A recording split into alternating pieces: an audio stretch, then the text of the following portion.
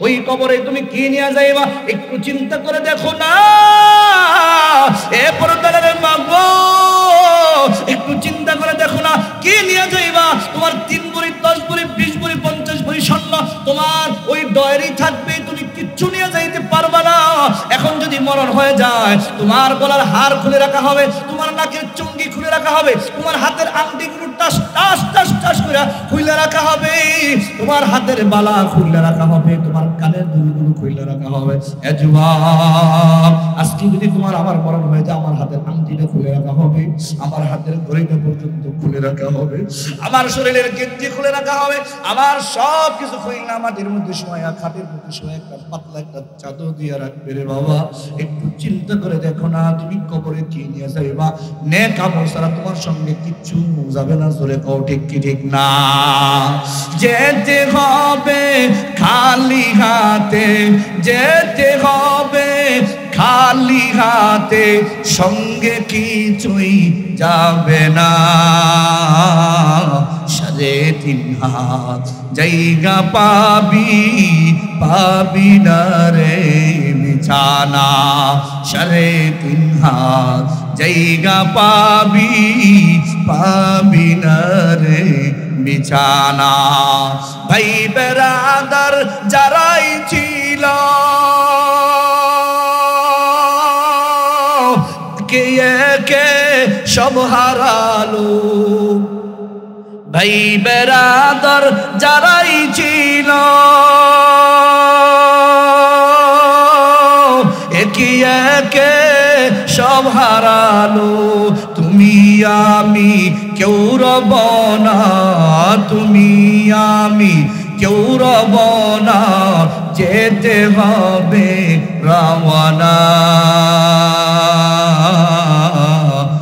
এই যে নয় তোর আসল বাড়ি, কবর যে তোর আসল ঠিকানা। এই যে নয় তোর আসল বাড়ি, কবর যে তোর আসল ঠিকানা। যার ভিতরে যত বেশি তাকওয়া, সে তত বেশি আল্লাহর কাছে সম্মানিত, আল্লাহর কাছে ইজ্জতওয়ালা। আল্লাহ তাআলা কোরআনে কারীমে জানায়া দেন, ইন্না আকরামাকুম ইনদাল্লাহি আতকাকুম। সবচেয়ে সম্মানিত ওই ব্যক্তি যার ভিতরে যত বেশি তাকওয়া। ওই যে তাকায়া দেখো না, বেলাল হাবশী রাদিয়াল্লাহু তাআলা আনহু, গোলামের ঘরে গোলাম, বাবাও গোলাম, দাদাও গোলাম, বংশীয় কোনো পদমর্যাদা ছিল না। বেলাল হাবশী রাদিয়াল্লাহু তাআলা আনহু টাকা পয়সা নাই, বেলাল হাবশী রাদিয়াল্লাহু তাআলা আনহু শিক্ষাগত যোগ্যতাও নাই, বেলাল হাবশী রাদিয়াল্লাহু তাআলা আনহু জমিদার ছিলেন না, দুনিয়ার হাইসিয়তে কোনো মূল্যই তার ছিল না, টাকা পয়সা ছিল না, জমিদারি ছিল না, শিক্ষাগত যোগ্যতাও ছিল না, তিনি একজন স্বাধীন মানুষ ছিলেন না, তিনি ছিলেন গোলাম।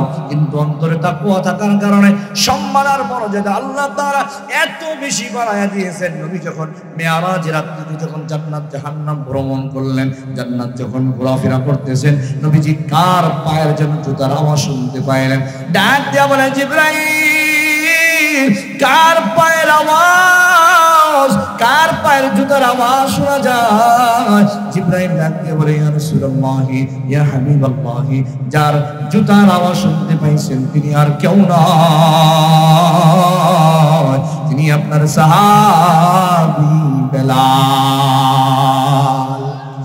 আউলিয়ারা কার উকবা ইখতিয়ার, জাহেলেরা কারে দুনিয়া ইখতিয়ার।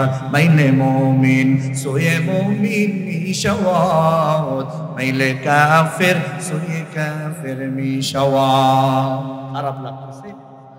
কিছু সময় দিবেন, সামনে চলবে আলোচনা। আল্লাহ কবুল করে, জোরে বলেন আমিন। নবীজি কি বলেন শুনেন। আব্দুল্লাহ ইবনে আমর রাদিয়াল্লাহু তাআলা আনহু থেকে বর্ণিত। খুব মনোযোগ দেন, যুবকরা খুব মজা পাবে, বয়োবৃদ্ধ বাবাজিরা খুব শান্তি পাবে। নবীজি কি বলেন?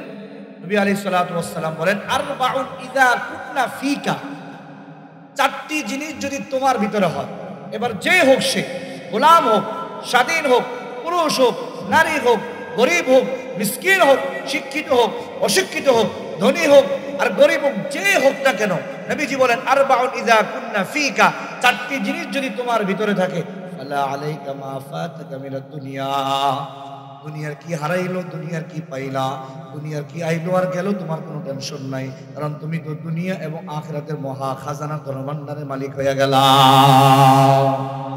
জোরে বলেন দেখি কয়টা জিনিস পেয়ে গেলে? চারটা আঙ্গুল উঁচু করে বলেন কয়টা জিনিস? আরেকটু জোরে বলেন কয়টা?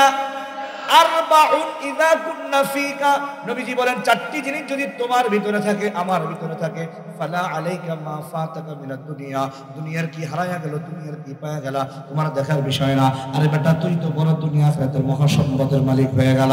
মুসলমান চারটা গুণ যদিও দেখতে একেবারে সাধারণ, ছোট্ট ছোট্ট বাক্য দিয়ে আমি আপনাদের কাছে বলবো, কিন্তু ছোট্ট বাক্য হলে পরেও নবীজি বলছেন এই চারটি কথা দুনিয়া এবং আখিরাতের মহাধন ভান্ডার। কয়টা জিনিস জোরে বলেন? এর মধ্যে নবীজি এক নম্বর বলছেন হিফজু আমানাতিন, আমানতকে হেফাজত করা। আজকে সমাজের মধ্যে, আজকে দেশের মধ্যে, আজকে মুসলমানদের মধ্যে আমানত নাই, অথচ নবীজি স্পষ্ট ভাষায় বলেছেন লা ঈমানা লিমান লা আমানাতা লাহু, যার আমানত নাই তার ঈমান পরিপূর্ণতা নাই, তার ঈমান পরিপূর্ণতা নাই। আমানত কাকে বলা হয়? এ মুসলমান, খুবই মনোযোগ দিয়ে শুনেন। আল্লাহ তাআলা সূরা নিসার 58 নম্বর আয়াত আল্লাহ তাআলা জানায়া দেন, ইন্নাল্লাহা ইয়া'মুরুকুম আন তুআদ্দুল আমানাতি ইলা আহলিহা। এ দুনিয়ার মুসলমান, আমানতকে তার যথাযথ জায়গায় তার প্রাপ্য নিকটে তোমরা পৌঁছায়া দাও। যে নবীর জন্য আমরা জীবন দিতে পাগল, যে নবীর জন্য আমরা জীবন দিতে পাগল, যে নবীর জন্য বুকের তাজা রক্ত দিতে আমরা পাগল, কথা কোন ঠিক কিনা? আমার নবী কেমন ছিলেন জানো? এ পাকুড়িয়ার নরসিংদীর মুসলমান, গভীর মনোযোগ দাও। আমার নবী কেমন আমানতদার ছিল জানো? আমার নবীকে উপাধি দিয়েছে কাফের মুশরিক বেঈমানেরা, সাদিক সত্যবাদী কাফের মুশরিক বেঈমানেরা আমার নবীকে উপাধি দিয়েছে আমিন। আমার নবী ছিল বড় আমানতদার। কাফের মুশরিক বেঈমানেরা আমার নবীর সঙ্গে শত্রুতা করত, ঠিক আছে, কিন্তু মাল গচ্ছিত রাখার ব্যাপারে আমার নবী ছাড়া অন্য কাউকে খুঁজে পাইতো না। তারা আমার নবীজির কাছে আমানত সম্পদ গচ্ছিত রাখতো। আমার নবী কেমন আমানতদার ছিল জানো? আল্লাহু আকবার। কাফের মুশরিক বেঈমানেরা যাদের আমানত নবীজির কাছে ছিল, তারা আমার নবীকে মারার জন্য ষড়যন্ত্র করতেছে, আমার নবীকে মেরে ফেলবে, হত্যা করে ফেলবে। নবী যে রাত্রিতে ভ্রমণ করবে, হিজরত করবে মদিনাতুল মুনাওয়ারাতে, ওই দিনে আমার নবী হযরত আলী কাররামাল্লাহু ওয়াজহুকে নবীজির জায়গায় শোয়া রাখলেন, বললেন আলী রে, সকালবেলা এই আমানত প্রত্যেকের প্রাপকের নিকটে তুমি পৌঁছায়া দিবা। আল্লাহু আকবার বলেন। মুসলমান, গভীর মনোযোগ দিয়ে শোনেন, আল্লাহ পাক আমাদেরকে আমানতের প্রতি কি পরিমাণ গুরুত্ব দিয়েছেন জানেন? সেই নবীর উম্মত আমরা, আমাদের সেরকম আমানতদার হওয়া লাগবে, আমাদেরকে আমানতদার হওয়ার চেষ্টা করতে হবে। মুসলমান কেউ যদি আমানতদার, আমানত রক্ষা করে, আল্লাহ তাআলা তার আমানত রক্ষা করবে। আমি আপনি যদি আরেকজনের আমানত রক্ষা করি, আল্লাহ তাআলা আমার আমানত রক্ষা করবে। আর আমি যদি আরেকজনের আমানতকে নষ্ট করি, তাহলে আল্লাহ তাআলা আমার আমানত নষ্ট করে দিবে। আমানত আজকে আমরা অনেকে বুঝি না। অনেকে মনে করে আমানত শুধুমাত্র একজন 1 লাখ টাকা আপনার কাছে রাখছে, 10 দিন পরে বলছে ভাই টাকাটা আমাকে দেন, আপনার টাকাটা যথাযথ জায়গায় পৌঁছায় দিয়েছেন, আর আমরা মনে করতেছি বড় আমানত দ্বারা আমি। আসলে এটার নামই শুধুমাত্র আমানত না, বরং ব্যক্তি জীবন থেকে শুরু করে সামাজিক জীবন, রাষ্ট্রীয় জীবন, এমনকি প্রতিটি পদক্ষেপে ক্ষেপে, প্রতিটি পরতে পরতে আমানত আছে না নাই? উদাহরণস্বরূপ বলতেছি, কথার কথা, উদাহরণস্বরূপ আমার আপনার বডির মধ্যে 360টা জোড়া আছে, যতগুলো অঙ্গ আছে, চোখ একটি অঙ্গ, নাক একটি অঙ্গ, কান একটি অঙ্গ, জবান একটি অঙ্গ, হাত একটি অঙ্গ, এইভাবে করে যতগুলো অঙ্গ আমার শরীরে আছে, এগুলো আমার না, এগুলো আমার কাছে আল্লাহর পক্ষ থেকে আমানত, আল্লাহর পক্ষ থেকে আমানত। এই জন্য আল্লাহ তাআলা বলছেন চোখ ব্যবহারে আমি সীমানা দিয়ে দিলাম, সীমানা বাহিরে তোমরা যেও না, যদি যাও তাহলে আমানতের খেয়ানত হবে। আল্লাহ তাআলা কোরআনে বলেন ইয়ালামু খাইনাতাল আ'য়ুনি ওয়া মা তুখফিস সুদূর। এ গোলাম, চোখ দিয়ে তুমি একটা বেগানা নারীকে দেখতেছো, চোখের তুমি খেয়ানত করলা, চোখের তুমি খেয়ানত করলা, কেউ জানে না, তোমার বিবিও জানে না তুমি খেয়ানত করো, তোমার বন্ধুও জানে না তুমি খেয়ানত করো, তোমার চোখের নজর খারাপ, তুমি সুন্দরী সুন্দরী নারী দিদি দিকে তাকাও, কেউ তোমার জানে না চোখের খবর, কেউ জানে না তোমার মাথায় পাগড়ি আছে, তোমার দাড়িও আছে, জানে তুমি ভালো মানুষ, কিন্তু আসলে তোমার নজর যে খারাপ এটা কেউ না জানলো, আল্লাহ বলেন আমি জানি, আমি জানি অন্তরের ভিতরে তোমার অন্তরে কি আছে। আরেকজনের ক্ষতি করার জন্য তুমি চেষ্টা করতেছো, ইসলামের বিপক্ষে, মাহফিলের বিপক্ষে, কোরআনের বিপক্ষে, তোমার প্রতিবেশীর বিপক্ষে, ইসলামের মুসলমানদের বিপক্ষে তুমি ষড়যন্ত্র আঁকতেছো, কেউ জানে না তোমার দিলের খবর। আল্লাহ বলেন আমি জানি, এটার দ্বারা তোমার অন্তরে খেয়ানত হবে। আর চোখ দিয়া বেগানা নারীকে দেখলে তোমার চোখের খেয়ানত হবে। জোরে কোন ঠিক কি ঠিক না? কিতাবের মধ্যে ঘটনা লেখছে, একজন স্বর্ণকার দিনদার, তার বিবিও পর্দা নিষেধ, বাড়িতে কাজের লোক আছে, বাজার সদাই করে, কোনো ডিস্টার্ব নাই।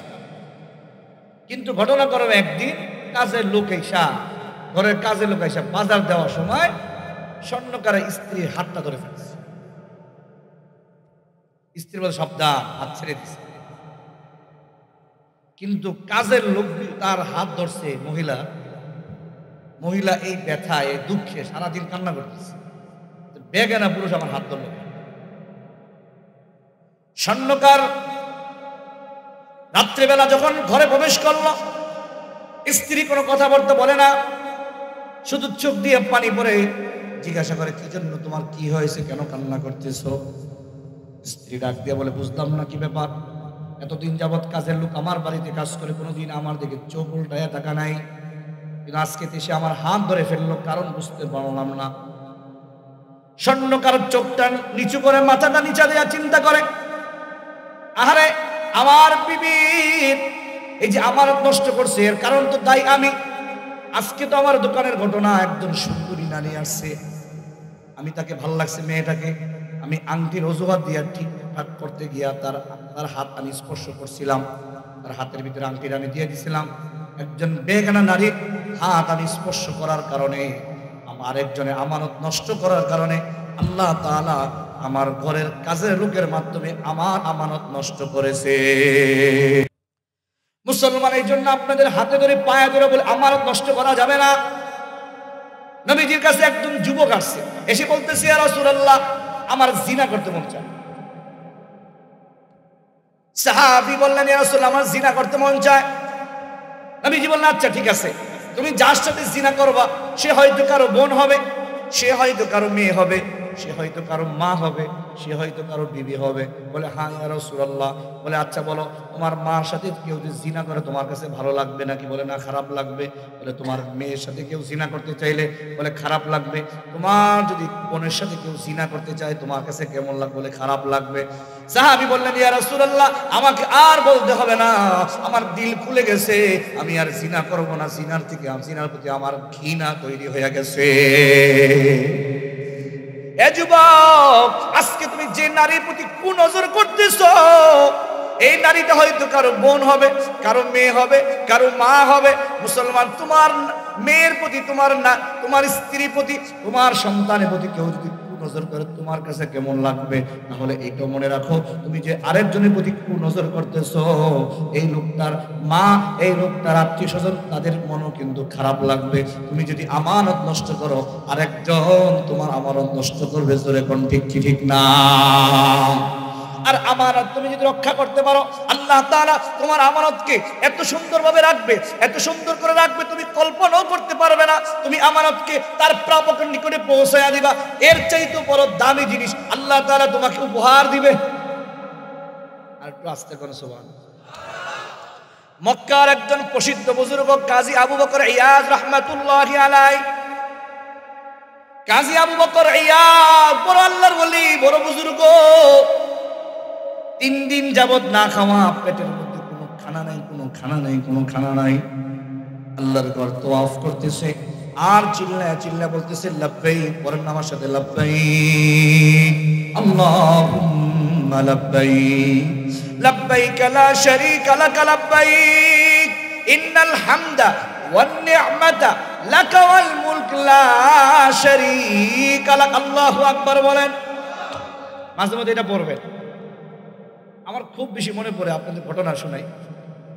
দাওরা হাদিসে বৎসর আমার উস্তাদ পড়াইতেছে সুনানে আবি দাউদ শরীফ, আর আবু দাউদ শরীফের 1000 অধ্যায়, বিশাল লম্বা অধ্যায়। এই কথাটা বারবার আসতো, লাব্বাইক আল্লাহুম্মা লাব্বাইক।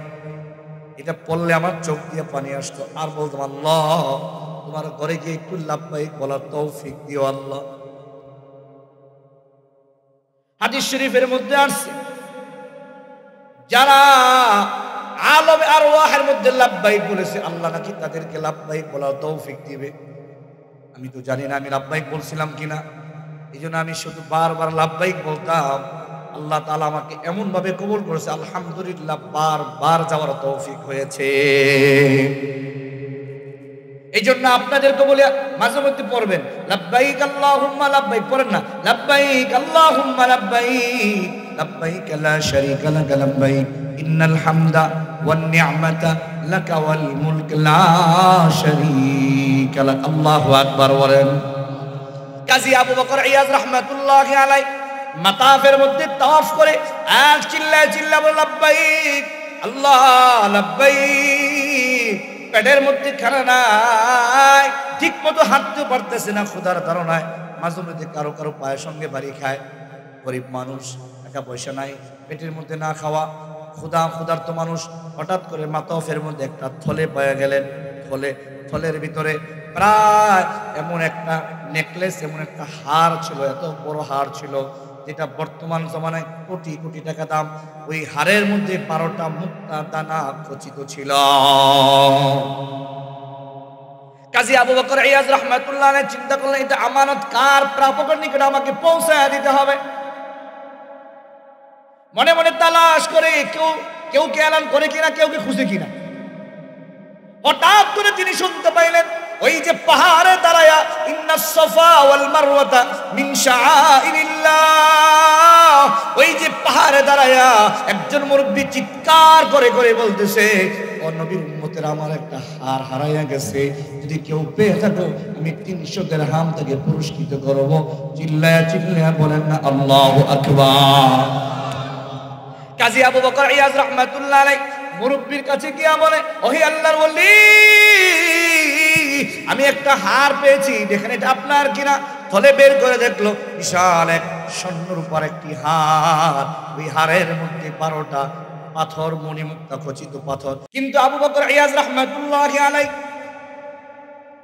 উনি জবাব দিলেন, না না, আমানত কি তার যথাযথ জায়গায় পৌঁছে দেওয়া আল্লাহর পক্ষ থেকে আমার উপরে নির্দেশ।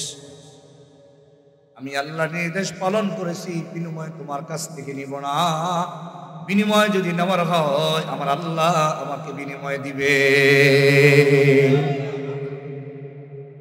পেটে ক্ষুধা, কিন্তু বিনিময় নিলেন না, বলেন বিনিময় আল্লাহ আমার দিবে। কাজী আবু বকর ইয়াজ রাহমাতুল্লাহি আলাইহি 4 জন বন্ধু মিলে চলে গেল ইয়ামান দেশে, ব্যবসা বাণিজ্য করবে। ব্যবসা বাণিজ্য করে দুনিয়ার জরুরত পুরা করবে। একটা নৌকা ভাড়া করলেন, এই আরব সাগর পাড়ি দিয়ে ইয়ামান দেশে আমাকে দিয়ে আসো। কিন্তু আল্লাহর কুদরতে কেমন খেলা জানো, সমুদ্রের মধ্যে এমন একটা ঢেউ আসলো, তুফান আসলো, ওই নৌকার তলা ফেটে ভেঙ্গে চূর্ণ বিচূর্ণ হয়ে গেল। আল্লাহ যদি কাউকে বাঁচাইতে চায় কেউ মারতে পারে না, আর আল্লাহ যদি কাউকে মারতে চায় পৃথিবীর সবাই মিলেও তাকে রাখতে পারে না। কারণ আমি জানতে চাই হায়াতের মালিক কে, জোরে বলেন। শাহাদাত আঙ্গুল উঁচু করে বলেন, হায়াতের মালিক কে? মাউতের মালিক কে? চিল্লায় বলো না। আল্লাযী খালাকাল মাউতা ওয়াল হায়াতা লিয়াবলুয়াকুম আইয়ুকুম আহসানু আমালা ওয়া হুয়াল আজিজুল গফুর।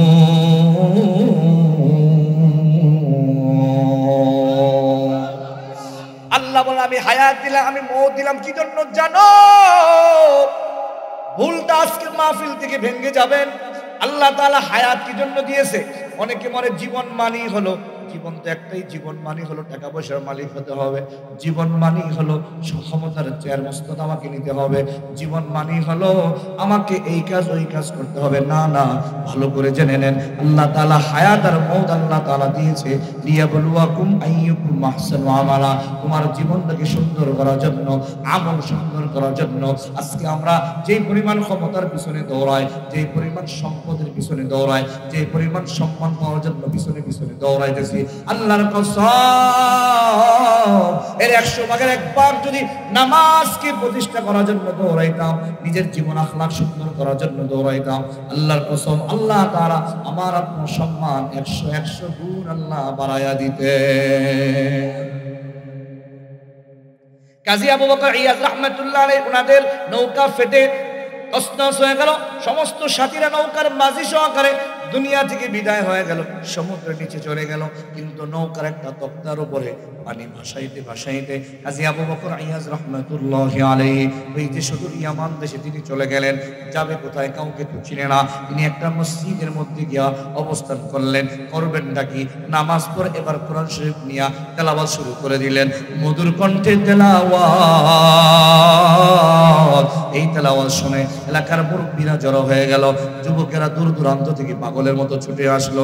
কোরআনে কারীমের তেলাওয়াত এত মধুর, মুসলমান দুনিয়া যত টপ লেভেলের গান হোক না কেন, যত রকমের উন্নত মানের কবিতা হোক না কেন, একবার দুইবার তিনবারের পরে মজা নাই। কিন্তু কোরআনে কারীমের তেলাওয়াত যতই শুনবেন মজা শেষ হবে না, বরং মজা বাড়তেই থাকবে। জোরে বলো ঠিক কি ঠিক না? প্রতিদিন 5 ওয়াক্ত নামাজের মধ্যে ফজরে, মাগরিবে, এশায় জোরে জোরে তেলাওয়াত শুনতেছেন সূরাতুল ফাতিহা, মজা শেষ হয়ে গেছে। বিরক্ত লাগে নাকি?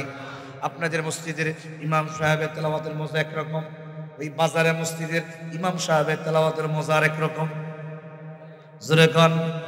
এরপরে আরেক মসজিদে যান, সেখানকার মসজিদের ইমাম সাহেবের তেলাওয়াতের মজা আরেক রকম। আর যদি পারেন আল্লাহর ঘর যাওয়ার জন্য বাইতুল্লাহ শরীফের ইমাম সাহেবের এক এক ইমামের তেলাওয়াতের মজা এক এক রকম। আল্লাহু আকবার বলেন। ওই যে কাজী আবু বকর ইয়াজ রাহমাতুল্লাহ আলাইহি মসজিদে বসে বসে কোরআনে কারীমের তেলাওয়াত করতেছে, এলাকার লোকেরা উপস্থিত হয়ে গেল। কে আপনি, কি পরিচয়? সমস্ত ঘটনার বিবরণ দিল। এলাকার লোকেরা বলল, আমাদের ইমাম 3 মাস আগে চলে গেছে, আপনি এখান থেকে যেতে পারবেন না, আল্লাহ আপনাকে পাঠাইছে, আপনি আমাদের ইমাম, আর আপনার সমস্ত জরুরত আমরা পুরা করে দিব। আপনি আমাদের বাচ্চাদের কোরআন শিখাবেন, আপনি আমাদেরকে মাসালা শিক্ষা দিবেন, দ্বীনি শিক্ষা দিবেন, আপনি আমাদেরকে কোরআন শিখাবেন, আর আমরা আপনার প্রয়োজনগুলো পুরো করে দিব। কাজী আবু বকর ইয়াজ রাহমাতুল্লাহ আলাইহি 5 ওয়াক্ত নামাজ পড়ান, মুসল্লি বাড়াইতে লাগলেন। যুবকদেরকে ধৈরা কোরআন শরীফ পড়া শিখাইতে লাগলেন। এ যুবক, তোমরা মুসলিম ইমাম সাহেবের কাছে যাইবা, ইমাম সাহেব তোমাদেরকে মহব্বত করবে, তোমরাও ইমাম সাহেবের পাশে থাকবা, উলামায়ে কেরামের পাশে থাকবা, মুরব্বীদের পাশে থাকবা। আর যত বেশি ইমামদের কাছ থেকে দূরে যাইবা, তত বেশি শয়তান তোমাদেরকে গ্রাস করে ইসলাম থেকে, কোরআনের পথ থেকে তোমাদেরকে সরাইয়া দিবে। জোরে বল ঠিক কি ঠিক না? মসজিদ ইমাম সাহেবের কাছে যাইবা, আলেমদের পাশে থাকবা, নিয়ত আছে না নাই যুবকরা বলেন? তিনি কোরআন শরীফ শিখাইতে লাগলেন, মাসালা শিখাইতে লাগলেন। কয়েক মাস পরে এলাকার মুরব্বীরা পরামর্শ করলো, ইমাম সাহেব একটা বিয়া দেওয়া দরকার, ইমাম সাহেব একটা বিয়া পড়ায় দেব, একা একা থাকে কষ্ট হয়, খেদমত করা দরকার আছে। এবার এলাকার মুরব্বীরা ইমাম সাহেবের কাছে গিয়া বললেন, হুজুর আপনাকে আমরা বিয়া করাইতেছি, আপনি বিয়া করবেন নি? ইমাম সাহেব বলে, আমার সাথে মজা করেন? বলে কেন? বলে মজা করবো কেন? বলে আমার কাছে টাকা নাই, মোহর নাই, আমার ঘর নাই, বাড়ি নাই, জায়গা না, আমি কেমনে বিয়া করবো? তুমি আমার সাথে মজা করো না। এলাকার মুরব্বীরা বলছে, কোনো টেনশন করবে না, আমরা আপনার জন্য জায়গা কিনে দিব, আমরা আপনার জন্য ঘর তুলে দিব, আমরা আপনার জন্য মেয়ে দেখবো, আর মোহরের ব্যবস্থাও আমরা এলাকার লোকেরা করে দিব। আল্লাহু আকবার বলেন। কিন্তু ইমাম সাহেব ছিলেন বড় আল্লাহওয়ালা, বুজুর্গ, পরেজগার, এরশাদ মিস হয় না, চাষ্ট মিস হয় না, আউবিন মিস হয় না, তাহাজ্জুদের নামাজ মিস হয় না, সুন্নতে মুআক্কাদা তো দূরের কথা, সুন্নতে গায়রে মুআক্কাদা মিস হয় না। আসরের নামাজের আগে 4 রাকাত সুন্নতে গায়রে মুআক্কাদা, এশারের নামাজের আগের 4 রাকাত সুন্নত সুন্নতে গায়রে মুআক্কাদা, সুন্নতে গায়রে মুআক্কাদাও মিস হয় না। ইমাম সাহেব বড় আল্লাহওয়ালা বুজুর্গ মুসলমানদের পর্দারালে মা বোনদেরকে বলবো, যত বেশি আল্লাহওয়ালা হবেন আল্লাহ তাআলা তত বেশি আপনাকে মহব্বত করবেন, ভালোবাসবেন, আর আপনার প্রয়োজনগুলো আল্লাহ তাআলা গায়বী খাজানা থেকে পুরা করে দিবে। ইমাম সাহেব এবার বিয়ের জন্য রাজি হয়ে গেল। এলাকার লোকেরাই মেয়ে দেখলো, ইমাম সাহেব মেয়ে দেখে পছন্দ হয়ে গেল, মেয়েরও যুবককে দেখে ইমাম সাহেবকে দেখে পছন্দ হয়ে গেল। রাত্রি বিয়া হয়ে যাওয়ার পরে ইমাম সাহেব যখন বাসর করে গেলেন, স্বামী স্ত্রী 2 রাকাত নামাজ পড়লেন, আল্লাহর কাছে দোয়া করলেন, আল্লাহ আমাদের এই দাম্পত্য জীবনে আপনি শান্তি দান করবেন।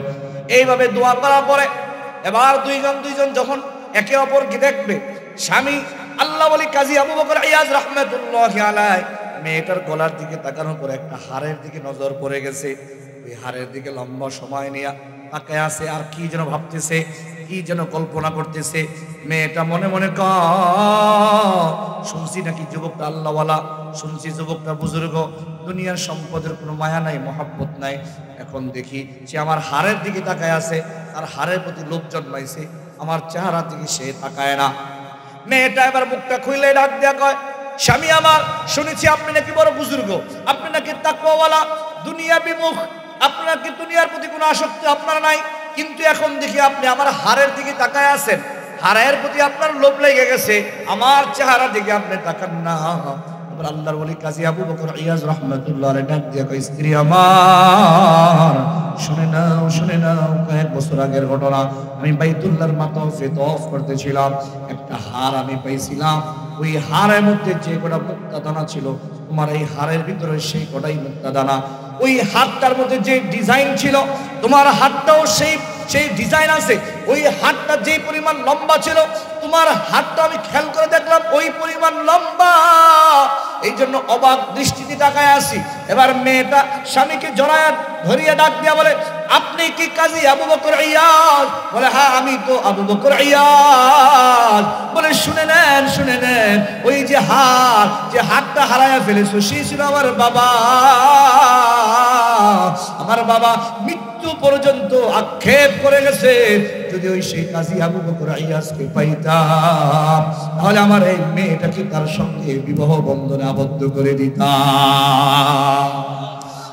صحبتے صالح ترا صالح کنا صحبتے صالح ترا صالح کنا ایک زمانہ صحبتے با اولیاء بیدرس صد سالی تو عاد بریا تو کو جاؤ سنت احمد تجا با محمد کئی بود نسبت ترا এ মাধবদীর মুসলমান, নসুন্দির মুসলমান, আমানতকে হেফাজত করবা, আরেকজনের আমানত লিগে আমি নজর করব না, আরেকজনের আমানতকে আমি হেফাজত করব। আল্লাহর কসমের চাইতে দামি সম্পদ আল্লাহ তোমার কাছে ফিরায়া দিবে। আল্লাহ তাআলা ফেরেশতার মাধ্যমে তোমার আমানত হেফাজত করবে। এই জন্য নিয়ত করেন দেখি, ইনশাআল্লাহ মৃত্যু পর্যন্ত আমানতের হেফাজত করব। নিয়ত আছে কার? একটু হাত তুলে আল্লাহকে দেখায়, লিল্লাহি তাকবীর। এ মুসলমান, হাতটা নামান, গভীর মনোযোগ দিয়ে শুনেন। আমানত শুধুমাত্র টাকা পয়সার ক্ষেত্রে নয়, ব্যবসা বাণিজ্যের মধ্যে আমানতদারিতা আছে না নাই? চিল্লা বলে আছে না নাই? আমার নবী কি বলে জানো? আত-তাজিরুস সাদিকুল আমিন মা'আন নাবিয়্যিন ওয়াস-সিদ্দীকিন ওয়াশ-শুহাদা। যে ব্যক্তি সত্যবাদী ব্যবসায়ী হয়, আমানতদার ব্যবসায়ী হয়, কিয়ামতের ময়দানে ওই ব্যবসায়ী, আমানত ব্যবসায়ীকে নবীদের সঙ্গে তারা হাসর দেওয়া হবে, নবীদের সঙ্গে তারা হাসর হবে, ওলামায়ে কেরামের সঙ্গে তারা হাসর হবে, সালেহিনদের সঙ্গে তারা হাসর হবে। আমানতদার ব্যবসায়ী কাকে বলা হয়? একটা উদাহরণ দিলে বুঝতে পারবেন আমানতদার ব্যবসায়ী কাকে বলা হয়। আমাদের ইমাম, আমাদের মাযহাবের ইমাম আবু হানিফা রাহমাতুল্লাহি আলাইহি, তিনি একজন যেভাবে বিজ্ঞ আলেম ছিলেন, একদিক থেকে মুহাদ্দিস ছিলেন, আরেক দিক থেকে বড় মুফতি ফতোয়াওয়ালা ছিলেন, আরেক দিক থেকে তিনি বড় আবেদ ছিলেন। 40 বছর এশারের ওযু দিয়া ফজরের নামাজ আদায় করেছেন। একদিক থেকে তিনি বড় ব্যবসায়ী ছিলেন, আমানতদার ব্যবসায়ী ছিলেন। কেমন আমানতদার জানো? ইমাম আবু হানিফা রাহমাতুল্লাহ আলাইহি কাপড়ের ব্যবসায়ী ছিলেন। কাপড়ের এক বিশাল থান, বিশাল এক কাপড়ের এক ভান্ডার। ওই কাপড়ের মধ্যে ছিল ভেজাল, ওই কাপড়ের মধ্যে ছিল রিজেক্ট, সমস্যা ছিল। ম্যানেজারকে ডাক দিয়ে বললেন, ম্যানেজার ভাই, এই কাপড় তুমি বিক্রি করবা না, এই কাপড়ের মধ্যে সমস্যা আছে, যদি বিক্রি করতেই চাও কেন থেকে বলে নিবা এই কাপড়ের মধ্যে এই পরিমাণ ঝামেলা আছে, ঝামেলা মিটাইয়া তুমি কাপড় বিক্রি করবা। ইমামে আবু হানিফা রাহমাতুল্লাহ আলাইহি চলে গেলেন হাদিসের দরজ দেওয়ার জন্য। আল্লাহু আকবার চিল্লায়া বলেন আল্লাহু আকবার। ইমামে আবু হানিফা রাহমাতুল্লাহ আলাইহি হাদিসের এক একটা দর্শে কম পক্ষে না হলে 55 থেকে 60 হাজার ছাত্র তার হাদিসের মধ্যে দরসের মধ্যে হাদিস গ্রহণ করতেন, হাদিসের সবক গ্রহণ করতেন। আল্লাহু আকবার জোরে বলেন। ইমামে আবু হানিফা রাহমাতুল্লাহ আলাইহি হাদিসের দর্শে চলে গেলেন। কয়েকদিন পরে হিসাব নিকাশ যখন করলেন, ম্যানেজারকে জিজ্ঞাসা করলেন, ওই যে ভেজাল দূষিত মালটা কি করেছো? ঠেঙ্কু দিতাম, বেরি মাছ যা সব দিতাম। কিন্তু আবু হানিফা রাহমাতুল্লাহ আলাইহি বললেন, ইন্না লিল্লাহ ইন্না লিল্লাহ, বিপদ সংকেত। তুমি কি করেছো? ভেজাল মাল তুমি কেন বিক্রি করে দিলা? তুমি তো এটা আমানতদারিতা পুরা করতে পারো নাই। ওই ক্রেতাকে তালাশ করলো কিন্তু খুঁজে পাওয়া যায় নাই। ইমাম আবু হানিফা রাহমাতুল্লাহ আলাইহি ওই থানের টাকা, বর্তমান জমানার কোটি টাকা, চিন্তা করলেন এই ভেজাল টাকা দিয়া আমার সন্তানকে আমি খাওয়াবো না, এই ভেজাল টাকা আমার স্ত্রীকে আমি খাওয়াবো না, এই ভেজাল টাকা আমি নিজে খাবো না। কারণ ভেজাল টাকা যদি সন্তানকে খাওয়ান, ওই সন্তান একদিন মা বাবার সাথে বেয়াদবি করবে।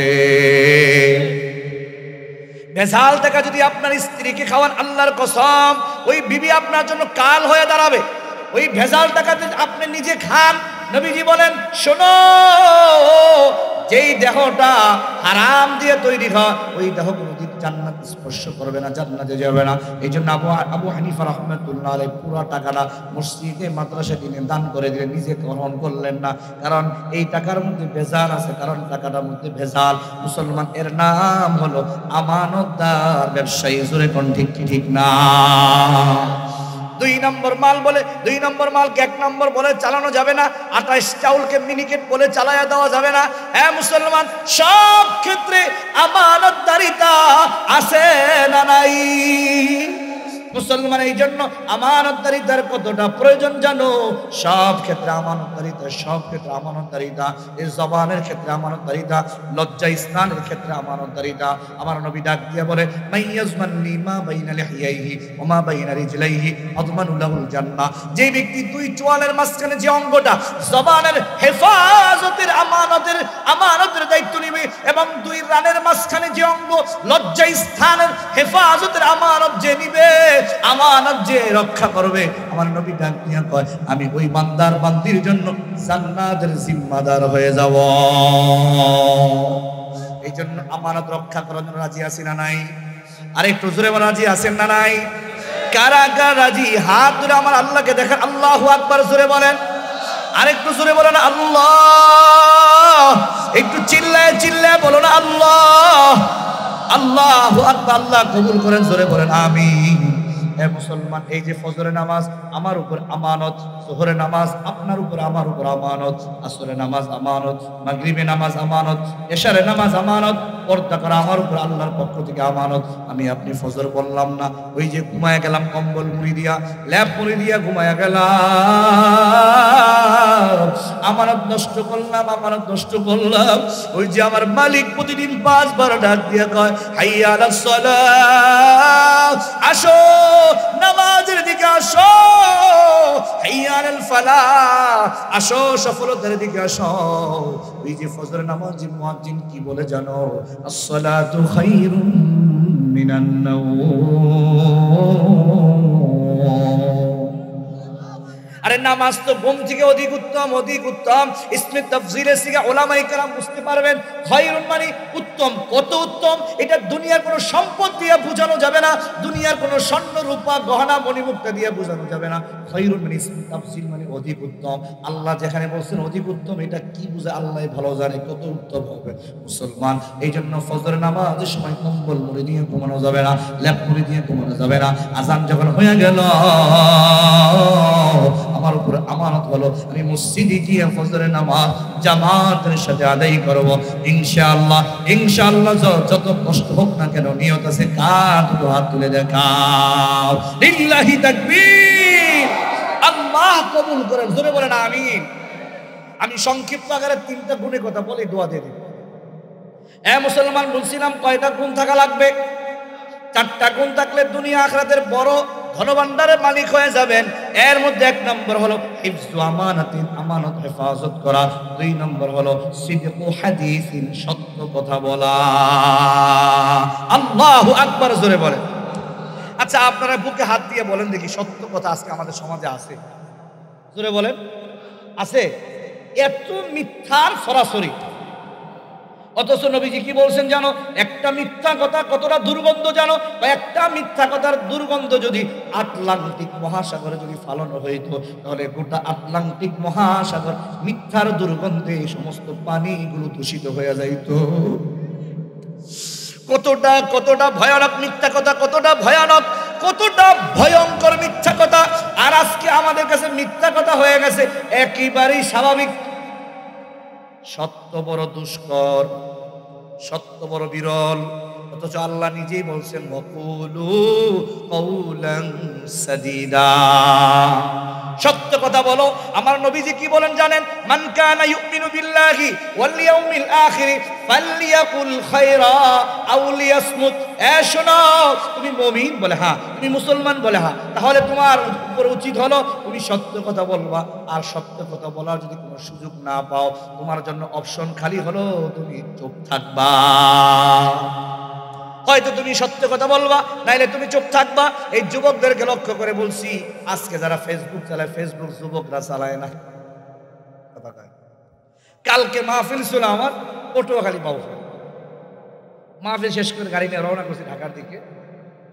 তখন রাত 12টার উপর বাজবে, এক মুরব্বী বসে বসে দাঁড়ায় দাঁড়ায় ফেসবুক চালায়। কথা বুঝতে পারছি? এখন মুরব্বীরাও ফেসবুকের পাগল, শুধু যুবকেরাই না, অনেকে দেখবেন বুঝতে না বুঝে সংবাদ একটা পাইছে দিছি শেয়ার, আছে না? হ্যাঁ, এই যুবক তুমি যে শেয়ারটা দিলা, এই যে কথাটা শেয়ার দিলা, এই কথাটা যদি মিথ্যা হয়, তাহলে মিথ্যা কথা যে লিখছে সেই যে পরিমাণ গুনাহগার হইল, তুমি শেয়ার কইরাও ওই পরিমাণ গুনাহগার হইয়া গেলা। এই জন্য শুধু পারলেই শেয়ার দিও না। আর কিছু যুবকরা আছে, আপনারা না, কিছু যুবক আছে সুন্দরী মেয়েকে ছবি পাইলে শেয়ার আছে না? নাই? আপনাদের এলাকায় নাই? না না না, এটা করা যাবে না। অনেকে খেলার পাগল, খেলা দেখলেই শেয়ার দেয়। না না না, মুসলমান সাবধান। তুমি যে শেয়ারটা দিলা, শেয়ার দিয়ে আরেকজনের গুনাহ তোমার কান্দে নিয়ে আসলা, আরেকজনের গুনাহ তুমি কান্দে নিয়ে আইসো না। ওয়াকুলু কাউলান সাদীদা। আমার নবী কি বলে জানো? আসসিদকু ইউনজি ওয়াল কিযবু ইউহলিক। আরে শোনো, সত্য মানুষকে বাঁচায় দেয়, ইউনজি মুক্তি দেয়। আর ওয়াল কিযবু, ওয়াল কিযবু ইউহলিক, আর মিথ্যা মানুষকে ধ্বংস করে দেয়। জোরে বলুন তো, সত্য কি করে বলেন? সত্য কি করে জোরে বলেন? আর মিথ্যা কি করে বলেন? মুসলমান জেনে নাও, ভালো করে জেনে নাও, সত্য মানুষের জন্য জয়, সত্য মানুষের জন্য বিজয় এনে দেয়, আর মিথ্যা মানুষের জন্য পরাজিত করে। মুসলমান হিন্দুস্তানের একটা জায়গা নিয়ে বিশাল দ্বন্দ্ব চলতেছে মুসলমানদের মাঝে, হিন্দুদের মাঝে। মুসলমানরা বলে এই জায়গাটা মসজিদের, হিন্দুরা বলে এই জায়গাটা মন্দিরের। এমন ঝগড়া হইতে হইতে মার্ডার হয়ে যাইতেছে, ঝগড়া হইতে হইতে মারামারি কাটাকাটি চলতে আছে। এলাকার মুরব্বীরা চিন্তা করলো, মুসলমানদের মুরব্বীরা আর হিন্দুদের মুরব্বী যারা আছে, বয়োজ্যেষ্ঠ যারা আছে, তারা চিন্তা করলো এরকম ভাবে ঝগড়া চলতে থাকলে তো অবস্থা খারাপের দিকে যাবে। পরামর্শ করলো, গোল টেবিলে বসে চিন্তা করলো কি করা যায়, দ্বন্দ্ব বন্ধ করতে হবে। দ্বন্দ্ব কিভাবে বন্ধ করা যায়? এলাকার লোকেরা সবাই মিলে সিদ্ধান্ত গ্রহণ করলো, এই জায়গাটা নিয়ে আমরা আদালতে চলে যাব। আর আদালত যদি এই জায়গাটা মন্দিরের রায় দেয়, তাহলে মন্দিরের হয়ে যাবে। আর যদি মুসলমানদের রায় দেয়, তাহলে মুসলমানদের হয়ে যাবে। সবাই একমত হয়ে গেল। এলাকার বয়োজ্যেষ্ঠ লোকেরা, মুরব্বীরা আদালতে চলে গেল। আদালত, বিজ্ঞ আদালত, হিন্দুদের মুরব্বীদের মুসল্লিদেরকে জিজ্ঞাসা করলো, এটা যে মন্দিরের জায়গা, আপনাদের কাছে কোনো ডকুমেন্টস আছে, কোনো কাগজপত্র বলে আছে? বলে না না, আমরা শুনে আসছি, এই জন্য আমরা এর পক্ষে আছি। মুসলমানদেরকে জিজ্ঞাসা করলো, তোমরা যে বলো এই জায়গাটা মসজিদে, তোমাদের কাছে কোনো দলিলপত্র কাগজপত্র আছে নাকি? বলে না, আমরা শুনে আসছি এটা মসজিদের জন্য, মসজিদের পক্ষে আমরা দ্বন্দ্ব করতেছি। আদালত বলল না, তোমাদের কোনো কাগজপত্র নাই, মীমাংসা করা যাবে না। মীমাংসার একটাই রাস্তা, তোমাদের হিন্দু আর মুসলমানদের সবচেয়ে বয়োজ্যেষ্ঠ যে লোকটা আছে, ওই লোকটাকে আগামীকালকে আমার দরবারে হাজির করবা। এবার দুই পক্ষ মিলে কাকে হাজির করবে? একজন লোকের কথা বলছে। হিন্দু আর মুসলমানরা সবাই মিলে একমত হয়ে গেল। মুসলমানদের মধ্যে একজন বড় বুজুর্গ ইয়াহিয়া কান্দলবি রাহমাতুল্লাহি আলাইহিকে সবাই পছন্দ করলো। সবাই বলল, ইনি আদালতে দাঁড়াবে, ইনি আদালতে দাঁড়াবে, ইনি যা বলবে আমরা সবাই মেনে নিব। এবার হিন্দুরা মনটা খারাপ, আর মুসলমান তারা তো মসজিদের পক্ষে কথা বলবে। মুসলমানরা বড় খুশি, দীর্ঘদিনের ঝগড়া আজকে মীমাংসা হয়ে যাবে। মুসলমান আল্লাহর ওলি ইয়াহিয়া কান্দলবি তো ইসলামের পক্ষেই বলবে, মসজিদের পক্ষেই বলবে। আদালতের সামনে তিনি দাঁড়ায় গেলেন। আদালত জিজ্ঞাসা করে, এই আল্লাহর বান্দা, বলেন তো এই জায়গাটা মন্দিরে নাকি মসজিদের? ইয়াহিয়া কান্দলবি রাহমাতুল্লাহি আলাইহি মনে মনে কয়, আমি আল্লাহর বান্দা, ওমান নাসতাকু মিনাল্লাহি কিলা, আল্লাহর চাইতে অধিক সত্যবাদী আর কেউ হতে পারে না। আমি সত্য নবীর উম্মত, যে নবী জীবনে মিথ্যা কথাও বলেন না, মিথ্যার কাছেও যান নাই। আমি সত্য নবীর উম্মত হয়ে আমি কিভাবে মিথ্যা বলি? মিথ্যা বলতে পারি না, জীবন দিব, বুকের তাজা রক্ত দিব, কিন্তু মিথ্যা বলবো না। জোরে কও ঠিক কি ঠিক না? ইয়াহিয়া কান্দলবি রাহমাতুল্লাহ আলাইহি আদালতের সামনে দাঁড়ায় বললেন, মহামান্য আদালত, ভালো করে শুনেন। আসলে আমার যতটুকু জানা, আমার দীর্ঘ 80 বছর পার হয়ে গেছে, আমার যতটুকু জানা এই জায়গাটা মুসলমানদের না, এই জায়গাটা হলো মন্দিরের জায়গা। আদালত রায় দিয়ে দিল, এই জায়গার আজ থেকে মন্দিরের জায়গা, মুসলমানরা হাত বাড়াইবে না, ঝগড়া করবে না। এবার সব মুসলমানরা মাথা নিচু দিয়া ইয়াহিয়া কান্দলবি রাহমাতুল্লাহর প্রতি রাগ গুসা নিয়ে চলে গেল। আর সবাই মনে মনে বলে, একটুখানি মিথ্যা বললে কি অসুবিধা হইতো, একটু মিথ্যা বললে কি অসুবিধা হইতো। আর হিন্দুরা বড় খুশি হয়ে গেল। ইয়াহিয়া কান্দলবি রাহমাতুল্লাহি আলাইহি বাসায় গিয়া, মসজিদে গিয়া যাই নামাজ বিছাইয়া নামাজ পড়ে আর বলে, আল্লাহ, তোমার দরবারে শুকর, তুমি আমাকে সত্য কথা বলার তৌফিক দিয়েছো। আমার জীবন গেলে যাও, আমি মিথ্যার আশ্রয় নিব না। মুসলমান, জয় তো মুসলমানদেরই হবে। জোরে কোন ঠিক কি ঠিক না? আল্লাহু আকবার জোরে বলতে হবে। সকালবেলা দেখলেন ইয়াহিয়া কান্দলবি রাহমাতুল্লাহ আলাইহির বাড়ির চতুর্পাশে হিন্দুদের মিছিল। ভয় পেয়ে গেলেন, বললেন, তোমরা কি জন্য আসছো? গতকাল তো আমি তোমাদের পক্ষে রায় দিয়ে দিলাম। এবার হিন্দুদের ব্রাহ্মণ যারা আছে, বড় বড় লিডার যারা আছে, তারা ডাক দিয়া কয়, ইসলাম ধর্ম যদি এত সুন্দর হয়, ইসলামের রীতি আদর্শ যদি এত সুন্দর হয়, আর দেরি নয়, আমরা সকলে এসেছি, আমাদের এক্ষুনি কালিমা পড়ে মুসলমান বানায়া দাও।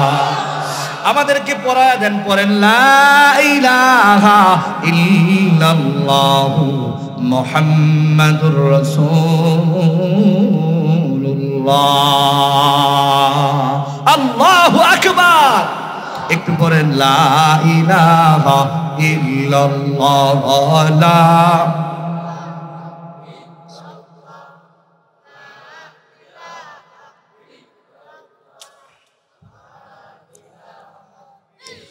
লা ইলাহা ইল্লাল্লাহু মুহাম্মাদুর রাসূলুল্লাহ। আল্লাহু আকবার বলেন। হিন্দুরা দলে দলে মুসলমান হয়ে গেল। শুধু মুসলমানই হয় নাই, এবার ডাক দেখ, হুজুর, যেই জায়গাটা গতকালকে আদালত মন্দিরের পক্ষে রায় দিয়ে দিয়েছে, আমরা সকলে একমত হয়ে গেছি, এই জায়গাটা আমরা মসজিদের জন্য অক্ষ করে দিলাম। আউলিয়ারা কারে উকবা ইখতিয়ার, জাহেলেরা কারে দুনিয়া ইখতিয়ার, মাইলে মুমিন সুয়ে মুমিন মিশাওয়াত, মাইলে কাফের সুয়ে কাফের মিশাওয়াত। আল্লাহু আকবার জোরে বলেন। এই জন্য সত্যের পক্ষে থাকতে রাজি আছি না নাই? আরেকটু জোরে বলেন, রাজি আছি না নাই? একটু আল্লাহু আকবার জোরে বলেন। সত্যের পক্ষে থাকবো তো ইনশাআল্লাহ। সব ক্ষেত্রে সত্যের পক্ষে থাকবো। ভালো করে মনে রাখবেন, ভালো করে মনে রাখবেন, ওই হযরত আদম আলাইহিস সালাম থেকে শুরু হয়েছে লড়াই, হক বাতিলের চিরন্তন লড়াই কিয়ামত পর্যন্ত থাকবে। বাতিলকে কেউ চিরদিনের জন্য মিটাতে পারবে না। লড়াই থাকবে, লড়াই থাকবে। এই যে তাবলীগের মধ্যে ভেজাল, তাবলীগের মধ্যে ভেজাল, কিন্তু মুসলমান যেখানে ভেজাল আছে বুঝবেন অবশ্যই সেখানে একটা ভালো একটা জিনিস আছে। কোনটা ভালো সেটাকে আপনি খুঁজে বের করতে হবে। উলামায়ে কেরামের সঙ্গে আমরা আছি, ঠিক না বলেন? ঠিক কি ঠিক না? আমাদের সঙ্গে আলেম আছে নাকি আমরা আলেমের সাথে আছি? কথা মনে বুঝেন নাই? মা বাবা আমার সাথে আছে নাকি আমি মা বাবার সাথে আছি? কথা অনেকে বুঝেন নাই। আমি মা বাবার সাথে আছি, হুজুরে আমার লগে থাকি না, না আমি হুজুরের লগে থাকি। পার্থক্য আছে না নাই? আজকে কি বলবেন? হুজুরে আমার লোক নাকি আমি হুজুরের লোক? চিল্লা বলেন আমি কার লোক? বলবেন যে হুজুরের মুসল্লি আমি। অনেকে বলে হুজুরে আমগো এলাকার ইমাম, এমনি করবেন না, বলবেন যে হুজুরের মুসল্লি আমি। কথা বলাটা ভাও আছে না নাই? এটা আল্লাহু আকবার জোরে বলেন। আরে আমরা তো বেয়াদব না, আমরা আলেমদের পিছনে রাখতে চাই না, আমরা আদব বলা, এই জন্য আমরা বলি আলেমের সাথে আছি। আলেম থাকবে সামনে, আলেম পিছনে থাকতে পারে না। চিল্লা বলো ঠিক কি ঠিক না? আলেম থাকবে সামনে, আলেম আমাদেরকে যেভাবে দিক নির্দেশনা দিবে সেইভাবে আমরা চলবো ইনশাআল্লাহ। জোরে বলেন, একটু জোরে বলেন ইনশাআল্লাহ। থাকতে রাজি আছি না নাই? আরেকটু জোরে রাজি আছি না নাই? বলেন আল্লাহু আকবার। আল্লাহ কবুল করেন, জোরে বলেন আমিন। মাশাআল্লাহ, এলাকায় আসার পর থেকে এলাকার কিছু লোকদের আচরণ দেখে খুব ভালো লাগলো। যেমন শুক্কুর ভাই, এরপর আছে ফারুক ভাই, এইভাবে করে এলাকার অনেক লোকগুলো আছে অত্যন্ত মাশাআল্লাহ ভালো মানুষ। মসজিদটা নামাজ পড়ে প্রাণটা জুড়ে গেল। মাশাআল্লাহ মসজিদের নকশা, মসজিদের সব কিছু সুন্দর লাগলো। আলহামদুলিল্লাহ জোরে বলেন আল্লাহু আকবার। জোরে বলেন। রমজান ভাই না? মুসলমান গভীর মনোযোগ দিয়ে শোনেন, আল্লাহু আকবার। এই জন্য বলছিলাম চারটি গুণ যদি আমার আপনার ভিতরে থাকে, মা বোনদের ভিতরে থাকে, দুনিয়া আখিরাতের মহাধন ভান্ডারের মালিক হয়ে গেলেন। নম্বরে বলছি আমানত হেফাজত করা, 2 নম্বর সত্য কথা বলা, 3 নম্বর হলো মুসলমান হুসনুল খুলুকিন, সুন্দর আখলাকের, সুন্দর চরিত্রের অধিকারী হওয়া। সুন্দর চরিত্রের অধিকারী হওয়ার প্রয়োজন আছে না নাই? মুসলমান আপনারা অবাক হয়ে যাবেন, অবাক হয়ে যাবেন। উত্তম চরিত্র কত দামি জানো? কত দামি, কত দাম জানো? আল্লাহর কাছে নামাজ, ইবাদত, রোজার চাইতেও আল্লাহর কাছে উত্তম চরিত্রের মূল্য এত বেশি, এত বেশি জানো? একজন দিনদার, একজন ইমানদার, একজন পরহেজগার, একজন মহিলা বিড়ালকে কষ্ট দেওয়ার কারণে জাহান্নামে গেছে, কারণ তার চরিত্র ভালো ছিল না, বিড়ালকে কষ্ট দিয়েছে। আর একজন বেশ্যা মহিলা কৃষ্ণার্ত কুকুরকে পানি পান করাইয়া জান্নাতের মেহমান হয়ে গেছে। ইসলাম মানবতার ধর্ম, ইসলাম সুন্দর ধর্ম, ইসলাম আদর্শ ধর্ম, ইসলাম আর এক পরিপাটি ধর্ম। ইসলামের মধ্যে মায়া আছে, ইসলামের মধ্যে মমতা আছে, ইসলামের মধ্যে সহানুভূতি আছে। ইসলাম এক সহনশীল ধর্ম। মুসলমান ভালো করে মনে রাখেন, আমার নবী কেমন মানবতার নবী ছিলেন, আমার নবী কেমন সহনশীল ছিলেন, আমার নবী কেমন নবী ছিলেন জানো? আমার নবীর জন্য শুধু মুসলমানরা পাগল ছিল না, আমার নবীর ব্যবহার চরিত্র দেখা ইহুদি আর খ্রিস্টান না, মুসলমান না, ইহুদি খ্রিস্টান না পর্যন্ত নবীর হাতে হাত রেখে মুসলমান হয়ে গেছে। আমার নবীর জন্য শুধু যুবকরাই পাগল ছিল না, আমার নবীর জন্য শুধুমাত্র বয়োবৃদ্ধ লোকেরাই পাগল ছিল না, আমার নবীর জন্য শুধুমাত্র শিক্ষিত লোকেরাই পাগল ছিল না, আমার নবীর জন্য ছোট্ট ছোট্ট বাচ্চারা পাগল ছিল, আমার নবীর জন্য রাখালরাও পাগল ছিল, আমার নবীর জন্য এলাকার মূর্খ লোকেরাও পাগল ছিল। নবীজির কাছে একজন ইহুদির ছেলে দূর থেকে দেখা দেখা আর নবীজি জিজ্ঞাসা করতেন, বাবা তুমি কেমন আছো? নবীজির উত্তম আচরণ দেখা ইহুদির ছেলে নবীজির পাগল হয়ে গেছে। মুসলমান তুমি আমি কি হয়ে গেলাম? আজকে আমরা এত ব্যস্ত, এত ব্যস্ত, সন্তানকে আদর করার টাইম আমাদের নাই। অথচ আমার নবীর চরিত্র কেমন ছিল জানো? রাস্তায় ছোট্ট ছোট বাচ্চারা খেলাধুলা করতো, আমার নবীজি সেখানে গিয়ে বাচ্চাদের সাথে মুসাফা করতেন, বাচ্চাদেরকে আদর করতেন, বুকের সঙ্গে জড়ায়া ধরতেন। আল্লাহু আকবার। নবীর চরিত্র দেখা ছোট্ট ছোট্ট বাচ্চারা পর্যন্ত আমার নবীর জন্য জীবন দিতে তৈয়ার হয়ে গেছে। ইহুদির ছেলে নবীজির পাগল, 3 দিন যাবত নবীজির কাছে আসে না। নবীজিও তার খোঁজখবর নেওয়ার জন্য সাহাবায়ে কেরামদের পাঠায়া দিলেন। এই জায়গাটা ভিতরে একটা মাসলা ভালো করে জেনে নেন, নফল রোজা, নফল নামাজের চাইতেও একজন রোগীর খোঁজখবর নেওয়া আল্লাহর কাছে বেশি নেকির হকদার। কিন্তু বড় দুঃখ, ভাই অসুস্থ হয়ে যায় খবর নাই, খালা অসুস্থ হয়ে যায় খবর নাই, ফুফি অসুস্থ হয় খবর নাই, প্রতিবেশী তো প্রশ্নই আসে না। না না না, এত দুনিয়াদার হয়ে চলবো না, তুমি আরেকজনের খোঁজ খবর নাও। মুসলমান মুসলমানই হলো একে দুঃখী আরেকজন দুঃখী হওয়া, একজনের সুখী একজন সুখী হওয়া, এটাই হলো মানবতার ধর্ম, এটাই ছিল ইসলাম ধর্ম। আমার নবীকে অসুস্থ হয়ে গেলে তার খোঁজ খবর নিতেন। শুধু মানুষ না, শুধু মুসলমান না, নবীজির শত্রু যদি অসুস্থ হয়ে যাইত, নবীজি শত্রুর খোঁজ খবর নেওয়ার জন্য দৌড়াইয়া যাইতেন। আল্লাহু আকবার জোরে বলেন। আরে মুসলমান নবীজি খোঁজখবর নেওয়ার জন্য পাঠাইলেন, ইহুদির ছেলেটার খোঁজখবর নাও। খোঁজখবর নিয়ে নবীজির কাছে জানানো হইল, ইয়া রাসূলুল্লাহ ইয়া হাবিবাল্লাহ, ইহুদির সন্তান তো কঠিন অবস্থায় আছে, মুমূর্ষু অবস্থায় আছে, মৃত্যুশয্যা আছে। নবীজি দৌড়ায়া হাজির হইলেন, গিয়া ওই ইহুদির বাড়ির মধ্যে গিয়ে আমার দিকে তাকান, ইহুদির ঘরে গিয়া ইহুদি বাচ্চাটার সঙ্গে নবীজি বইসা গেলেন, আর নবীজি হাত দিয়ে ইহুদির চেহারার মধ্যে হাতটা লাগাইয়া দিল।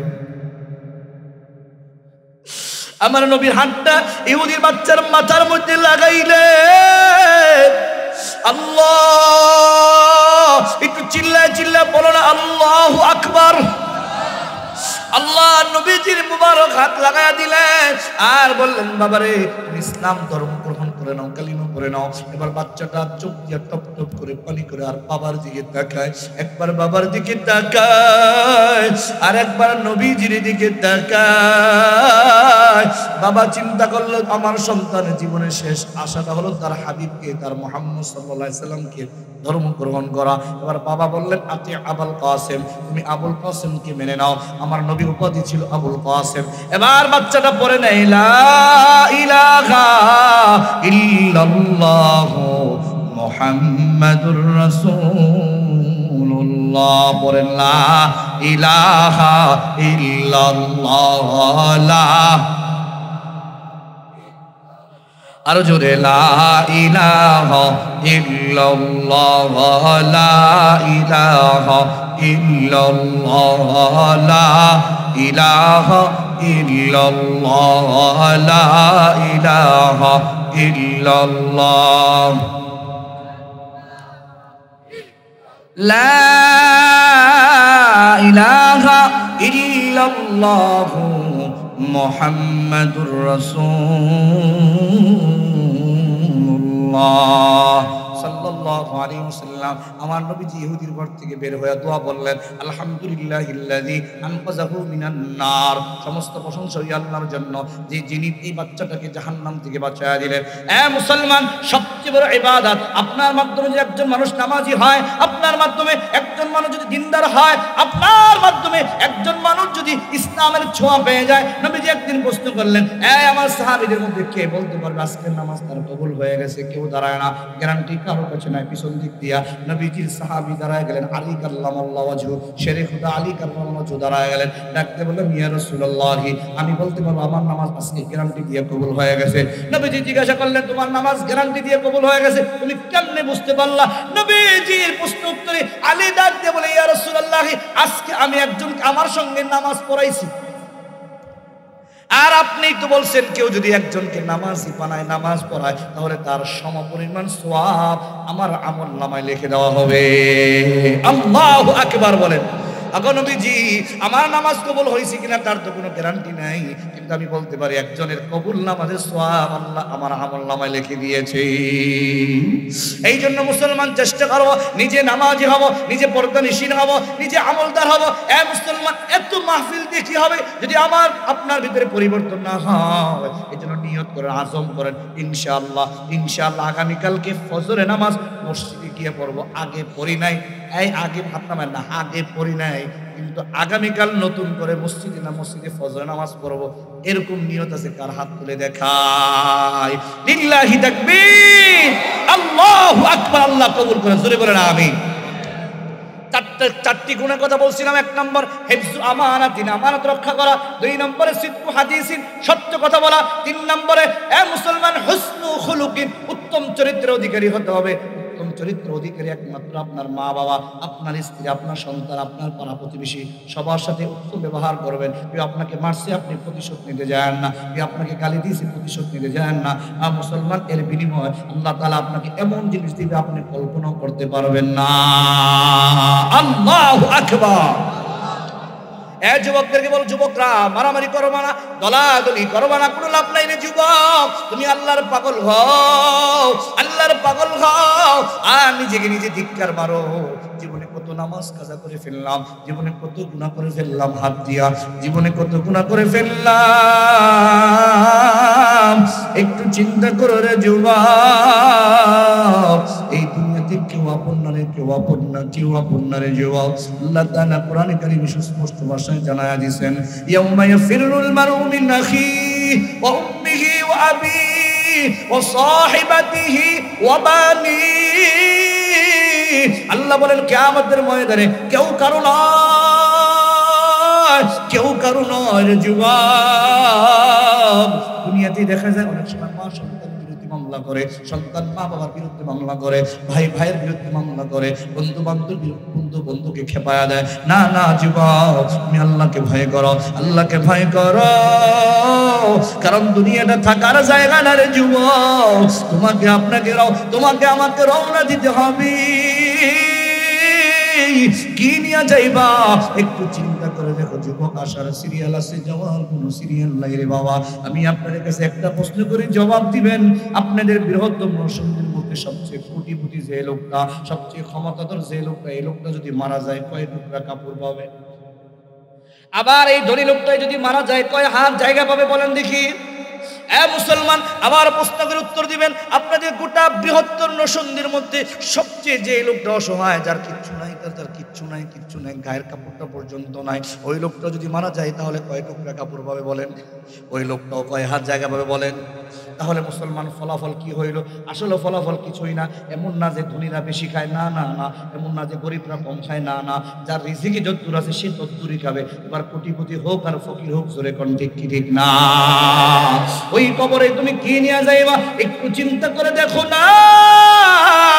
এ পরদারের মা গো, একটু চিন্তা করে দেখো না, কি নিয়ে যাইবা? তোমার 3 ভরি, 10 ভরি, 20 ভরি, 50 ভরি স্বর্ণ তোমার ওই ডয়েরি থাকবে, তুমি কিচ্ছু নিয়ে যাইতে পারবা না। এখন যদি মরণ হয়ে যায়, তোমার গলার হার খুলে রাখা হবে, তোমার নাকের চুঙ্গি খুলে রাখা হবে, তোমার হাতের আংটিগুলো টাস টাস টাস টাস করে খুলে রাখা হবে, তোমার হাতের বালা খুলে রাখা হবে, তোমার কানের দুলগুলো খুলে রাখা হবে। এ যুবক, আজকে যদি তোমার আমার মরণ হয়ে যায়, আমার হাতের আংটিটা খুলে রাখা হবে, আমার হাতের ঘড়িটা পর্যন্ত খুলে রাখা হবে, আমার শরীরের গেঞ্জি খুলে রাখা হবে, আমার সব কিছু খুলে মাটির মধ্যে শোয়া, খাটের মধ্যে শোয়া, একটা পাতলা একটা চাদর দিয়ে রাখবে রে বাবা। একটু চিন্তা করে দেখো না, তুমি কবরে কি নিয়ে যাইবা? নেক আমল ছাড়া তোমার সঙ্গে কিচ্ছু যাবে না। জোরে কও ঠিক কি ঠিক না? যেতে হবে খালি হাতে, যেতে হবে খালি হাতে, সঙ্গে কিছুই যাবে না। 3.5 হাত জায়গা পাবি না রে বিছানা। 3.5 হাত জায়গা পাবি না রে বিছানা। ভাই বেরাদার যারাই ছিল, কে সব হারালো। ভাই বেরাদার যারাই ছিল, একে সব হারালো। তুমি আমি কেউ রব না, তুমি আমি কেউ রব না, যেতে হবে রওয়ানা। এই যে নয় তোর আসল বাড়ি, কবর যে তোর আসল ঠিকানা। এই যে নয় তোর আসল বাড়ি, কবর যে তোর আসল ঠিকানা। এই যুবক বাবারা, পাকুড়িয়ার মুসলমানরা, মাধবদের মুসলমানরা, বাবারা দিলটা একেবারে নরম করে দাও। যুবক দুস্থরা দিলটা একেবারে নরম করে দাও। দেখেন না চোখের এক ফোঁটা পানি ফেলাতে পারেন কিনা? এই দুনিয়াটা থাকার জায়গা না, কেউ জোর করে থাকতে পারবে না। আসছি আল্লাহর ইচ্ছায়, যাবো কার ইচ্ছায়? জিল্লা বলেন আসছি কার ইচ্ছায়? একটু জোরে বলেন যাবো কার ইচ্ছায়? আসলাম আল্লাহর ইচ্ছায়, যাবো আল্লাহর ইচ্ছায়। এবার একটা প্রশ্ন করি, বুঝে শুনে উত্তর দিবেন। সুখ দুঃখ কার হাতে? আর একটু জোরে বলেন না বাবা, সুখ দুঃখ কার হাতে? শান্তি অশান্তি কার হাতে? সুস্থতা অসুস্থতা কার হাতে? সচ্ছলতা অসচ্ছলতা কার হাতে? কারণ কেউ চাইলে সচ্ছল হতে পারে না। এ মুসলমান, কেউ চাইলে সুখ অর্জন করতে পারে না, কেউ চাইলে শান্তি অর্জন করতে পারে না, আর কেউ চাইলে সুস্থতা অর্জন করতে পারে না। সব কিছু কার হাতে? জোরে বলেন, আর একটু জোরে বলো না, কার হাতে? আল্লাহ তাআলা বলেন আসলা আমার ইচ্ছায়, যাইবা তো আমার ইচ্ছায়, আর সুখ শান্তি সুখ দুঃখ সব আমি আল্লাহর হাতে। 12 বছর 13 বছর তোমার বালেক হইতেই চলে যায়, আর 50 বছরে তোমার জীবন তো সব ফুরায় যাবে আস্তে আস্তে করে। মাঝখানের প্রায় 25 থেকে 30 বছর যদি আমার চাহিদা পুরো করতে পারো, আমার আমানত রক্ষা করতে পারো, নামাজ ঠিক মতো আদায় করতে পারো, তাহলে তোমার মরতে দেরি হবে। আমি আল্লাহ তাআলা তোমার জন্য তোমার কবরটাকে জান্নাতের বাগান বানাতে দেরি করব না। এই জন্য বাবাজির আজকের মাহফিল থেকে পাক্কা ইরাদা করেন, পাক্কা আজম করেন, ইনশাআল্লাহ নামাজ ছাড়বো না, মা বাবার সঙ্গে বেয়াদবি করব না, ওলামায়ে কেরামের সঙ্গে বেয়াদবি করব না, বাকি জীবন সুন্দরভাবে কাটাবো। নিয়ত আছে কার? দুটো হাত তুলে আল্লাহকে দেখায়, লিল্লাহি তাকবীর। কুরআন সুন্নাহর আলো, কুরআন সুন্নাহর আলো, ওলামায়ে কেরাম যেখানে, গান বাদ্য যেখানে। মুসলমান, হাত কেউ নামায়েন না, হালকা করে চোখটা বন্ধ করে দেন, মাথাটা একটু নিচে করে রাখবেন। আল্লাহ আল্লাহ, আয় আল্লাহ একটু তাকায় দেখেন, কারে জানি মা নাই, কে যেন মা হারাই আজকে মাহফিলে আসছে রে আল্লাহ। এই যুবক, আমার কাছে কেমন যেন মনে হইতেছে আজকের মাহফিল কবুল হয়ে গেছে। আরে দেখ না রে যুবক, একটু চোখের পানি ফলাইতে পারো কিনা? আজকে যদি চোখের পানি ফলাইতে পারো, আল্লাহ তোমার কপাল খুইলা দিব, তোমার গুনাহ মাফ করে দিব। আল্লাহ তাআলা তোমার নামটা জান্নাতীদের কাতারে লাগাইয়া দিব। এই যত গুনাহ করিস না কেন টেনশন নাই, আমার আল্লাহর নাম গফফার, আমার আল্লাহ মাফ করার জন্য রেডি। দুনিয়ার পুলিশ তালাশ করে আসামি শাস্তি দেওয়ার জন্য, আর আমার মালিক গুনাহগার তালাশ করে মাফ করে দেওয়ার জন্য।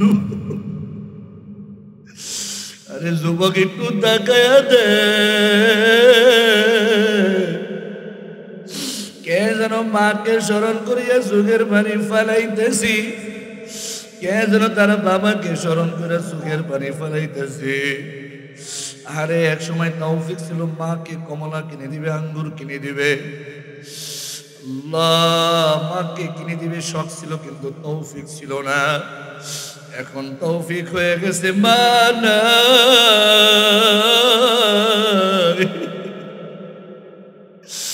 আয় আল্লাহ একটু মায়ের নজর দিয়ে তাকায় দেখেন যুবকরা কিভাবে চোখের পানি ফেলায়। ওই যে বৃদ্ধ বাবাজিদের চোখে পানি,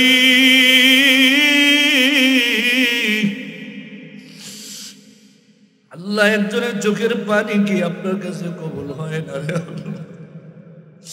আল্লাহ? আমাদের সবাইকে আপনি মাফ করে দেন আল্লাহ। আর নামাজ ছাড়বো না, আর গুনাহ করবো না, আর মা বাবার সঙ্গে বেয়াদবি করবো না। মুসলমান, আমার মালিককে একটু মায়াবী কণ্ঠে, একটু কান্না মাঙ্গা কণ্ঠ নিয়ে ডাক দাও না আল্লাহ। আর একটু মায়াবী কণ্ঠ নিয়ে ডাক দাও না আল্লাহ। আর একটু চিল্লায় বলো না আল্লাহ। اللهم أنت السلام ومنك السلام تباركت يا ذا الجلال والإكرام ربنا ظلمنا أنفسنا وإن لم تغفر لنا وترحمنا لنكونن من الخاسرين رب ارحمهما كما ربياني صغيرا رب ارحمهما كما ربياني صغيرا আয় আল্লাহ একটু মায়ের নজর দিয়ে তাকায় দেখেন রে আল্লাহ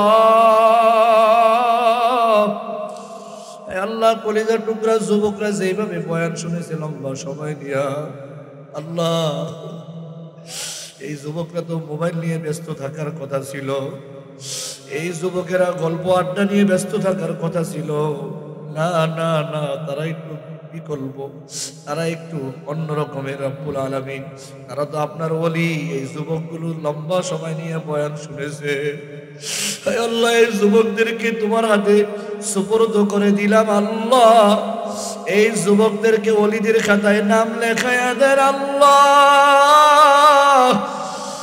এই যুবকদেরকে কিয়ামতের ময়দানে আল্লাহ জান্নাতি যুবক হিসাবে কবুল করে নেন আয় আল্লাহ আমার বৃদ্ধ বাবাজিরা এখানে হাত তুলেছে চোখের পানি ফেলে দিয়ে কান্না করতেছে আয় আল্লাহ অনেক আপনার প্রিয় বান্দারা শুক্র ভাই সহকারে রমজান ভাই ফারুক ভাই আয় আল্লাহ সিদ্দিক ভাই মুজিবুর রহমান ভাই সহকারে আয় আল্লাহ কতজনের নাম বলবো এরা অক্লান্ত পরিশ্রম করে আল্লাহ এত সুন্দর জান্নাতের বাগান সাজাইলো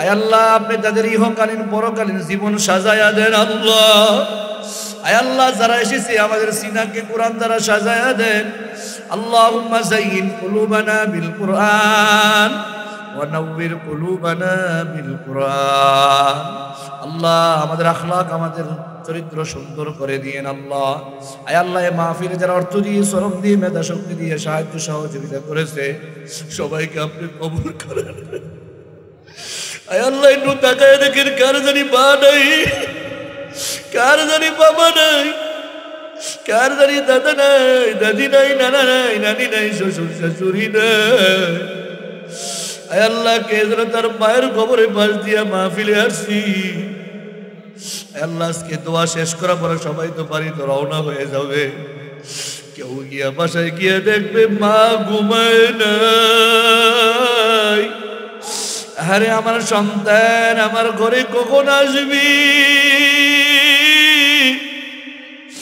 আবার অনেকে বাসায় গিয়া দেখবে মা নাই মা যে খাটে ঘুমাইতো খাট আছে মা নাই মা যে চেয়ারে বসতো চেয়ার আছে মা নাই আরে ওই মা কবর থেকে ডাক দিয়ে বলে সন্তান আজকে তুমি আরামে ঘুমাও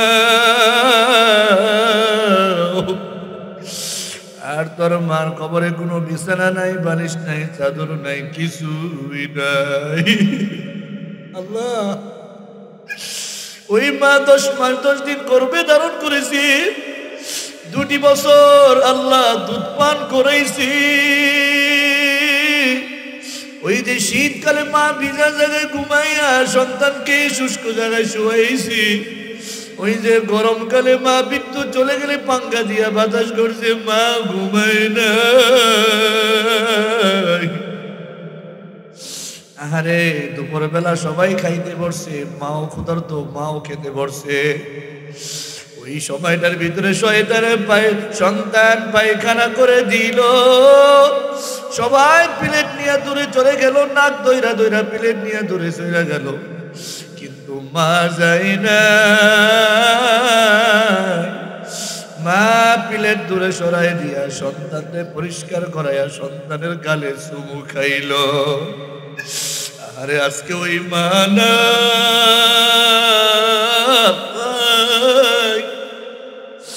ওই যে যেই বাসায় খানা খাইলাম সাত্তার ভাইয়ের মা নাই বাবা নাই চোখের পানি ফেলে দিয়া দোয়া চাইল ওই যে শুক্র ভাইয়ের মা নাই বাবা নাই অনেক আল্লাহর বান্দা এখানে বসছি, মা নাই বাবা নাই, প্রত্যেকের কবরগুলো জান্নাতের বাগান বানায়া দেন। আয় আল্লাহ যাদের মা বাবা আছে মা বাবার খেদমত করার তৌফিক দান করেন। আয় আল্লাহ 3 দিন বিবি মাহফিল, আজকে দ্বিতীয় দিন, আজকে মাহফিলকে কবুল করে নেন। আগামীকালকের মাহফিলকে আপনি সুন্দরভাবে কবুল করে নিয়েন আল্লাহ। আয় আল্লাহ তোর মাহফিলকে এলাকার নাজাতের উসিলা বানায়া দিয়েন। আয় আল্লাহ বাজার মসজিদের খতিব সাহেব হাফেজ মাওলানা মুফতি রুকনুদ্দিন ভাইকে কবুল করে নিয়েন। আয় আল্লাহ তোর মসজিদের ইমাম খতিবকে কবুল করে নিয়েন। এলাকার নেতৃবৃন্দ সবাইকে কবুল করে নিয়েন। আমার মা বোনদেরকে কবুল করে নেন। শিশু কচি কাঁচা বাচ্চাদেরকে কবুল করে নেন। ওলামায়ে কেরামদেরকে কবুল করে নেন। আল্লাহ সকল দ্বন্দ্বের ঊর্ধ্বে করে দাওয়াত ও তাবলীগের জামাতকে আপনি আল্লাহ রব্বুল আলামিন আগের মতো এক নূরানি পয়দা করে দেন আল্লাহ। আয় আল্লাহ হকের বিজয় আপনি দান করেন আল্লাহ। আয় আল্লাহ আমাদের সবাইকে আপনি মাফ করে দেন। আয় আল্লাহ সামনে আসতেছে 31st নাইট। আয় আল্লাহ 31st নাইটে আমার কলিজা টুকরা যুবকদেরকে গুনাহ থেকে বেঁচে থাকার তৌফিক দিয়েন আল্লাহ। সুবহান রাব্বিকা রাব্বিল ইজ্জাতি আম্মা ইয়াসিফুন ওয়া সালামুন আলাল মুরসালিন والحمد لله رب العالمين।